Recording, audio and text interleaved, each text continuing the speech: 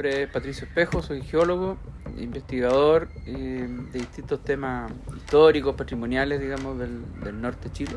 Con respecto al tema de Salinas o de la planta de evaporación solar de Salinas, la idea es un poco entenderlo como que fue parte de una estrategia del siglo XIX de conseguir agua potable en el desierto. Esta planta se instala en 1872. En este punto que era equidistante entre Caracoles y Antofagasta. Caracoles se había descubierto en 1870. El camino más corto hacia la costa, que era hacia Antofagasta, se definió cerca del año 71. Entonces, antes se llegaba, ¿no es cierto?, a través de Cobija, un camino mucho más largo, más peligroso y sin recursos. Entonces, dos cateadores, ¿no es cierto?, encuentran este camino hacia la costa, donde ya estaba la compañía, ¿no es cierto?, salitrera instalada en el Salar del Carmen. Y ahí surge este boom, ¿no es cierto?, del transporte, y que permite que se desarrolle en el fondo la minería en Caracoles.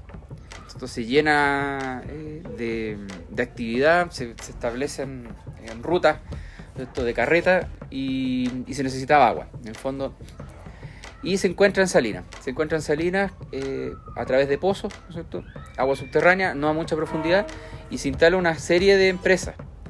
Hay una gran cantidad de empresas que se instalan para destilar agua, pero esto se destilaba como en la costa, es decir, a través del uso del carbón. Simplemente se evaporaba el agua. Hasta que un ingeniero, Charles Wilson, se le ocurre, no se sabe todavía, digamos, de dónde viene esa idea o cómo él se le ocurre esto, utilizar la energía solar. Y era un recurso y una faena bastante que hoy podríamos considerar sustentable. ¿En qué sentido? De que él usaba un molino de viento para extraer el agua de un pozo. Se llevaba, ¿no es cierto?, una zona en altura, y de ahí por gravedad se llenaba esta planta, que en el fondo eran unos cajones, ¿no es cierto?, con vidrio, con un techo de vidrio, con una pendiente, de tal manera que la energía solar, los rayos solares, como se decía, evaporaba el agua, escurría por el vidrio, se recogía por una serie de canales hasta un depósito. Todo esto por gravedad. Agua de la tierra me quieren quitar los dueños del mundo, los siervos del mal, el oro de este siglo, la luz de los valles, que mueran esos ríos, es el final del sauce, es el final del sauce, es el final del sauce.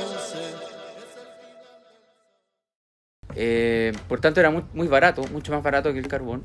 No había la necesidad de traer el carbón, por supuesto, entonces era también mucho más seguro, y la mantención era bastante sencilla. Wilson mantiene esta planta, ¿no es cierto?, hasta la década siguiente, y se convierte como en una especie de hito, ¿no es cierto? Los ingenieros de la época la mencionan, y algunos cronistas, ¿no es cierto?, algunos viajeros la empiezan a mencionar, porque es un lugar llamativo, se empieza a mencionar como algo llamativo. Esta tecnología es copiada de alguna manera por otro personaje que está instalado en Sierra Gorda, pocos kilómetros al interior, en 1882.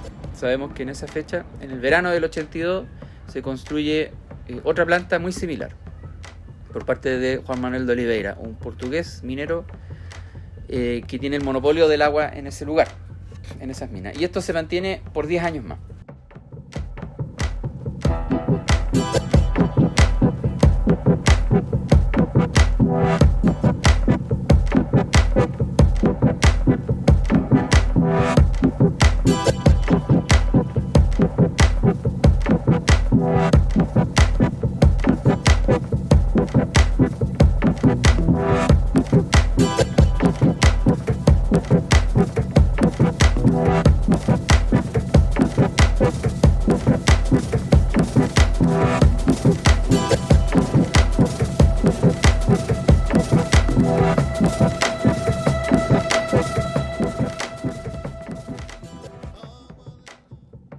importancia, digamos, de la planta de Salinas, que este año 2022 se cumplen, ¿no es cierto?, los 150 años de esa construcción, es que fue un cambio tecnológico, un hito tecnológico. No solo para la época, obviamente hoy nos parece también algo novedoso, algo distinto, algo sustentable, pero en la época el énfasis estaba dado en el ahorro de carbón, el ahorro de combustible y las mejoras, digamos, que eso significaba desde el punto de vista logístico. A su vez esto se va a recuperar veintitantos años después, ¿no es cierto?, en una oficina salitrera en 1907. Poco más al sur, en el sector del Boquete, la oficina Domeyko se va a construir cuando se empiezan a hacer las primeras labores de instalación de esta oficina, tanto de exploración como de los primeros trabajos. La compañía dueña decide construir una planta de evaporación solar muy similar a la de Salinas, ¿cierto?, con una bomba en este caso a carbón, pero también con evaporación solar. Y de esa planta es de la que tenemos, ¿no es cierto?, registro fotográfico, es de la que hay registro. De la planta de Salinas durante mucho tiempo se consideró una imagen, se publicó como de este lugar, pero en realidad eso es un error, y las diversas investigaciones han permitido demostrar que esa imagen es parte de un conjunto de fotografías de la oficina Domeyko, en realidad. De la oficina, o sea, de la planta de Sierra Gorda no hay, aparte de los antecedentes, digamos, descripciones, no hay tampoco un registro iconográfico. Y con respecto a las investigaciones, bueno, desde ya de la década del 50, la década del 60, se había ido recuperando esta historia, ¿no es cierto?, se mencionaba por autores internacionales, digamos, europeos, como María Telkes, y a nivel local también, ¿no es cierto?, en Antofagasta, en la entonces Universidad del Norte. Ya en la década del 2000, ¿no es cierto?, va a haber como un nuevo impulso en revisar esta historia, y es en ese contexto, digamos, que yo me involucro colaborando con un académico que es Nelson Arellano, que se dedicó a investigar esto en su tesis doctoral, partiendo de estas bases, ¿no es cierto?, históricas, de estas investigaciones. Pero se desconocía lo de la planta de Sierra Gorda, se desconocía lo de este error, ¿no es cierto?, de la fotografía, porque no se tenía la fuente original. Y en ese aspecto, ahí yo entré a colaborar en el sentido de un poco demostrar con la publicación original de la foto, de que esto era de Domeyko y no de Salinas. Y por otro lado, de aportar lo que era la existencia de la planta de Sierra Gorda, que era desconocida, ¿no es cierto?, para los investigadores, y que nosotros teníamos la información. Y de ahí nacen también un par de publicaciones propias. El año 2018 para un congreso internacional de esta asociación conocida como TICI, que es, ¿no es cierto?, del patrimonio industrial, en que yo rescaté, digamos, el sitio desde el punto de vista histórico y la descriptivo como un sitio arqueológico industrial, plantearlo, digamos, bajo esa mirada, ¿no es cierto?, rescatando su historia, pero y esta cosa simbólica, ¿no es cierto?, del uso de la energía solar, pero también como un sitio patrimonial. ¿Por qué? Porque debido a las características, ¿no es cierto?, del desierto, se han podido conservar elementos que nos permiten no solo, digamos, hacerlo desde el punto de vista simbólico, sino que los objetos y los rasgos que hay en el lugar nos permiten reconstruir las características de esta planta. Esa es la importancia que tiene, digamos, como todo sitio arqueológico. Y en el caso de la oficina Domeyko pasa lo mismo. Los restos también están ahí y permiten reconocer cómo era esta planta. Eso lo juntamos, ¿no es cierto?, con las fotografías, con un álbum fotográfico que tengo yo en mi poder de la construcción de la oficina Domeyko, en que aparece esta planta. Y eso hizo nacer una segunda publicación, ¿no es cierto?, en la revista Taltalia,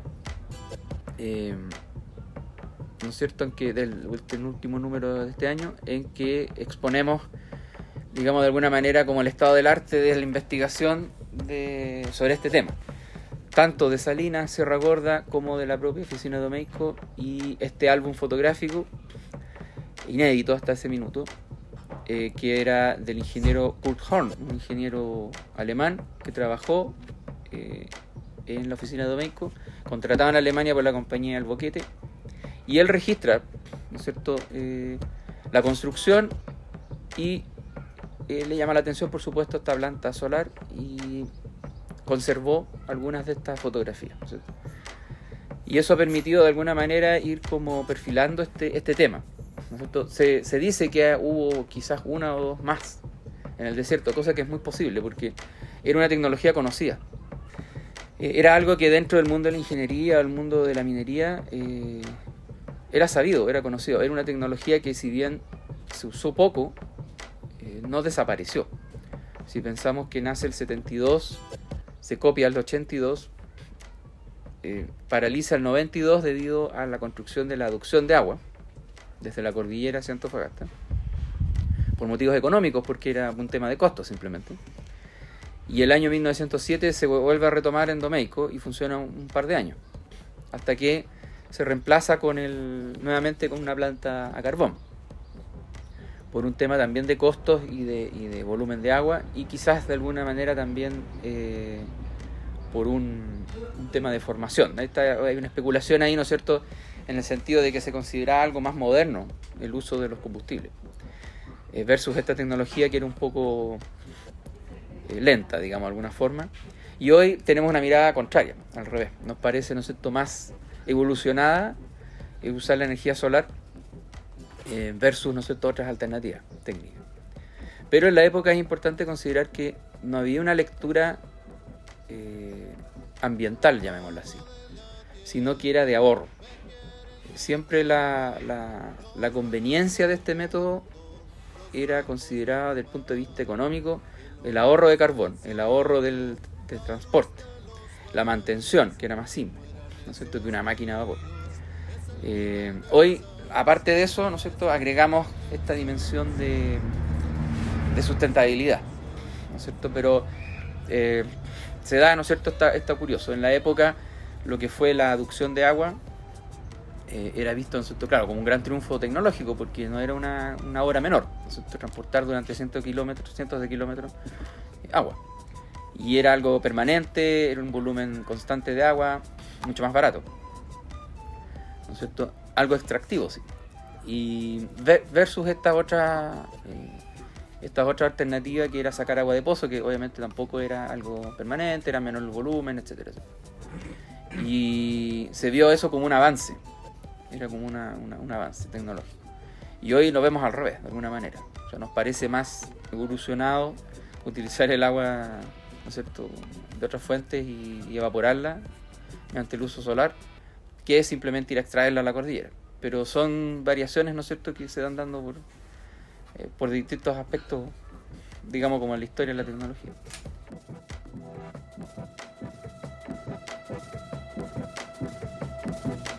Agua de la tierra me quieren quitar los dueños del mundo, los siervos del mal, el oro de este siglo, la luz de los valles, que mueran esos ríos, es el final del sauce, es el final del sauce, es el final del sauce.